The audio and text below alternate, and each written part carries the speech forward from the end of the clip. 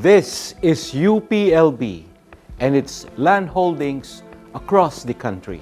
As a leading academic, research, and extension institution in agriculture, veterinary medicine, engineering, forestry, rural development, the arts and humanities, environmental, and social sciences, UPLB has grown over the years as it kept abreast with and anticipated developments and disruptions that impact higher education.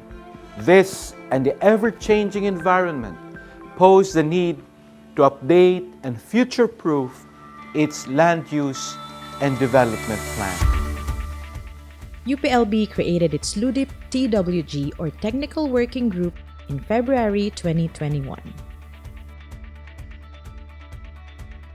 The TWG updated the land use plan into the UPLB Ludip, which the university is proposing to implement in the next 10 years. The UPLB main campus has 7 land use zones: the Academic Zone, Research Zone, Science and Technology Park, Residential Zone, Art and Culture Zone, Protected Areas, and Commercial Development Zones. The campus houses research, instruction, and extension and public service programs administered by 3,165 personnel.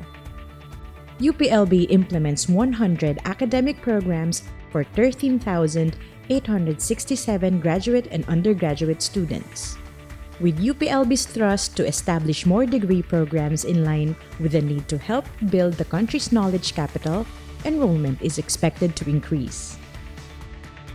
This will also mean an increase in the number of personnel to administer these programs and a corresponding need to increase the number of classrooms and housing facilities. The issues that beset almost all of UPLB's land holdings may pose challenges in implementing the Ludip. Foremost of these is the presence of informal settlers at Laguna Land Grant, Laguna Quezon Land Grant, La Granja Research and Training Station, Limnological Research Station, and the Makiling Forest Reserve. The land holdings are also exposed to vulnerabilities and hazards from volcanic, liquefaction, landslide, ground shaking, and flooding risks. The crafting of the UPLB Ludip was structured in a way that it is aligned with the vision and mission of UPLB, guided by the core values of compassion, collaboration, consolidation, and cooperation. Also, in preparing the UPLB Ludip, the TWG recommended policy directions after analyzing its findings and observations and taking into account climate and disaster risk assessment concerns that were considered critical to the plan. The university then selected the most fitting spatial strategy that highlighted the future of UPLB as a global academic and research institution, public service, and innovation center. The binodal spatial strategy involves 2 major growth areas of the UPLB main campus that will be divided into clusters. UPLB will also adopt a satellite nodal development for other UPLB land holdings. This process led Ludip to identify specialized clusters targeting the issues and concerns on inadequate housing facilities, limited spaces for gatherings, informal settlers, and climate change and disaster risk reduction, to name a few. The infrastructure analysis matrix was created to focus on the innate vulnerabilities of the structures and facilities of the UPLB land holdings. Similar to the process of the planning practices, implications of negative performances were observed, hence the recommendation of policies that involve climate proofing and retrofitting technologies. UPLB proposes a shift from the 2007 BOR-approved land use plan for the UPLB main campus to one that takes into account the multiple land use zones or categories concentrated in one area.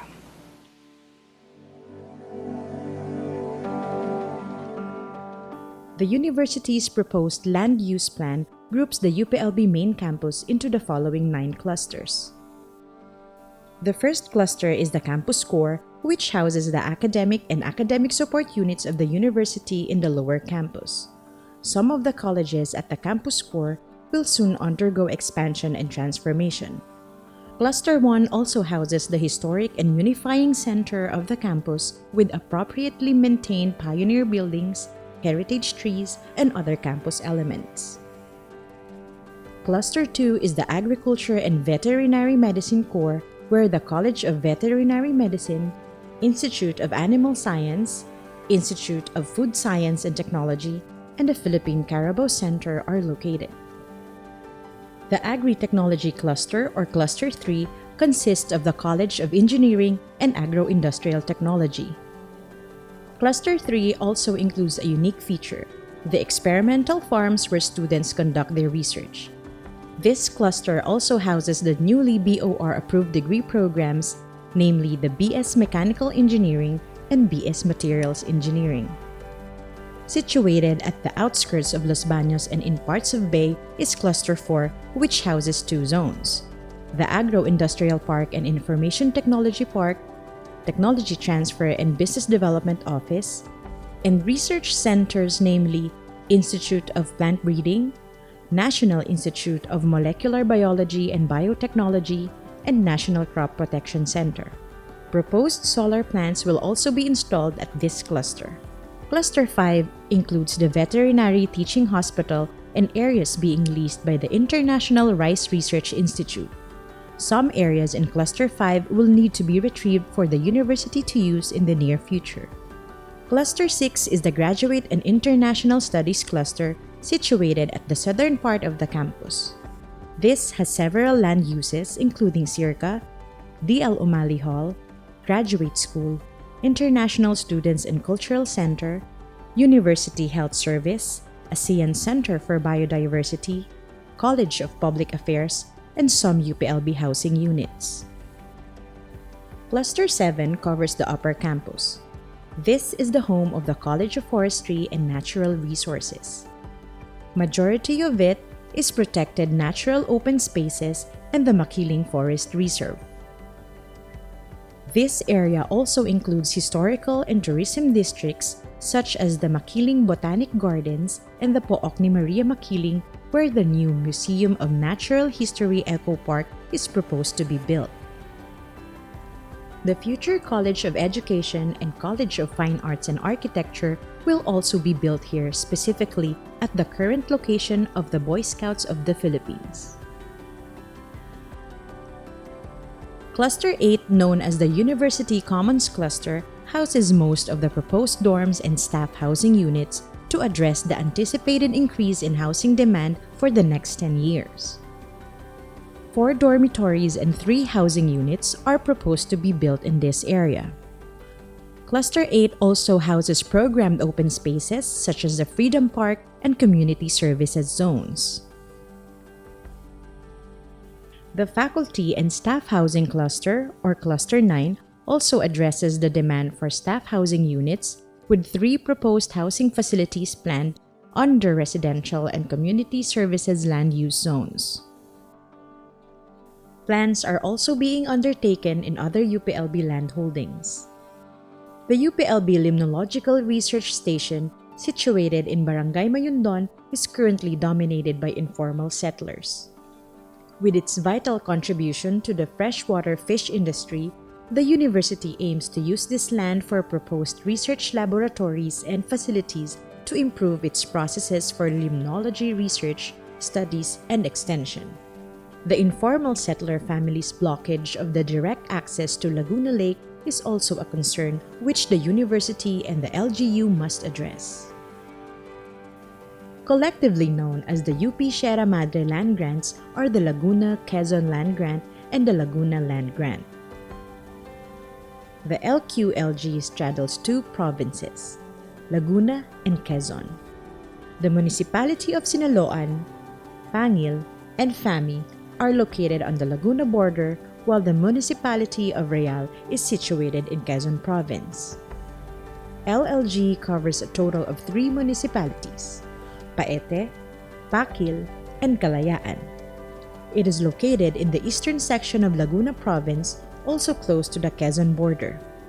Some of the major projects for LQLG include the cottages, dormitories, bamboo plantation, agroforestry, citronella plantation, hydropower plant, and ecotourism area. For LLG, major developments will include an industrial tree plantation, campus relocation site, cattle farming area, and rubber plantation. As an initiative of the UP system, one major project in the pipeline would be the installation of a 360 megawatt wind farm covering both land grants. Located in Pacdal, Baguio City is the UPLB Baguio Satellite Station, a resource-generating training facility. In the future, this will also serve as the UP Professional School for Agriculture and the Environment, or PISAE, Satellite Station of the North. The La Granja Research and Training Station in La Granja, Negros Occidental is a 288 land devoted to research development and extension programs focused on food production through development of sustainable location-specific integrated farming systems. This will serve as the UP PISAE satellite station in the Visayas region. The LGRTS is subdivided into 5 parcels. The first area is the station compound, where a resource generation facility, laboratory, and nurseries are proposed to be built. Area 2, also known as the fruit orchard and nursery, houses a residential unit and a mushroom village. Area 3 is the production site where nurseries, sanctuaries, and other facilities are located. Establishment of a field training hall and a museum is proposed in the area to serve as an educational site for agricultural awareness. LGRTS needs to have a waste management facility given its size and research processes that involve production. Thus, the proposed waste management facility will be located in Area 4. The last area identified by LGRTS is its sugarcane production and experimental area, where the field office facility will be built. The UP Professional School for Agriculture and the Environment currently has an office space in Barangay Lanang, Davao City. UP PISAE will offer off-campus graduate programs and short-term training courses in agriculture and environmental science. UPLB is preparing to undertake short-term key priority projects from 2021 to 2023.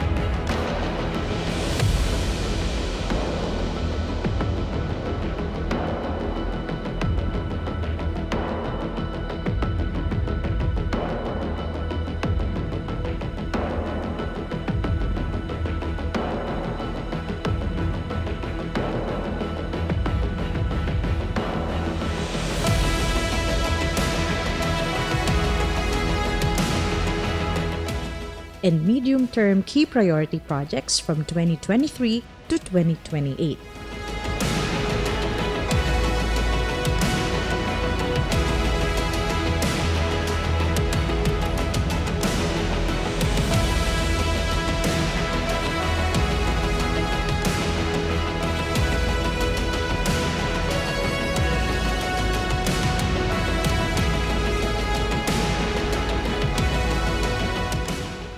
For the long-term projects, the university will focus on developing renewable energy projects for power generation, creation of new colleges and programs like the College of Fine Arts and Architecture, College of Education, and College of Medicine.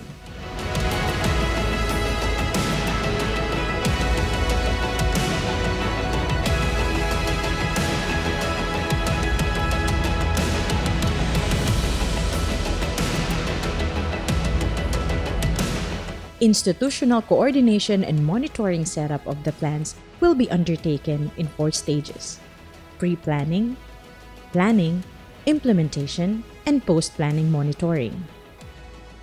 All the 10 development categories of the land holdings will undergo these 4 stages, which will require different systematic operations and management, incorporate futuristic plans for the institution, and include coordination with concerned internal and external stakeholders. In summary, these 4 stages also entail information that is in line with the 5 vital parts needed in the completion of a Ludip. Designed to future-proof the university, the UPLB Ludip will make UPLB agile and better prepared for future challenges and disruptions.